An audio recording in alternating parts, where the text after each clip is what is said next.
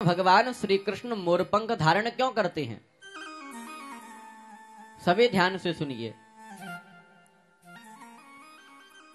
एक बार भगवान श्री कृष्ण उदास बैठे हुए थे तो एक मोर आया और कन्हैया से बोला, अरे चलिया, तू उदास क्यों बैठा है? लगता है किसी गोपी ने ज्यादा पिटाई लगा दी। लेकिन कन्हैया कुछ नहीं बोले। मोर ने कहा, ओहो, अब मैं तेरे दुखी होने का कारण समझ गया हूं। तेरा कोई मित्र नहीं है, इसीलिए तू दुखी है।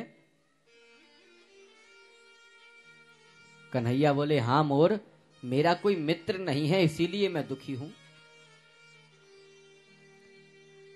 मोर ने कहा, मेरी दृष्टि में तेरे लायक एक मित्र है, अगर तू कहे तो तुझे उसके पास ले चलूं। श्री कृष्ण बोले, हां ले चल।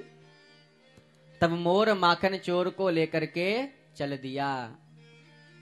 आगे आगे मोर चल रहा है और पीछे पीछे माखन चोर चल रहा है।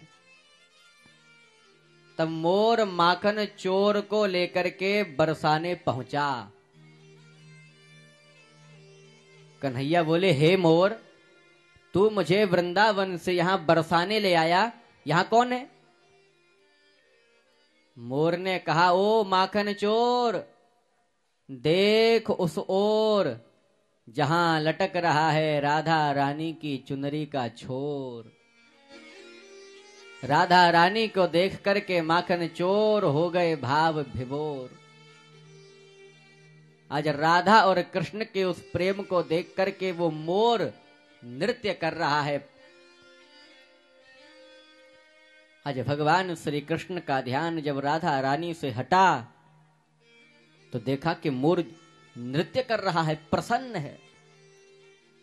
आज भगवान श्री कृष्ण मोर को अपनी गोद में उठा लेते हैं और कहते हैं, हे मोर, तूने मुझे राधा रानी से मिलाया है, तेरे इस ऋण को मैं कभी नहीं चुका सकता हूं।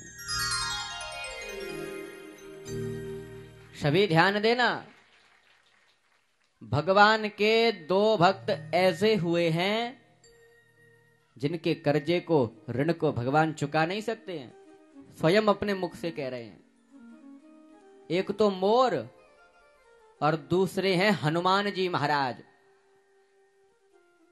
हनुमंत लाल लंका से लौट करके माता जानकी का समाचार जब प्रभु श्री राम को सुनाते हैं तब श्री राम भी कहते हैं, सुनु सुत तोहि उऋण में नाही, देखहु करे विचार मन माही। हे पुत्र हनुमान, मैं तेरे ऋण को कभी नहीं चुका सकता हूं।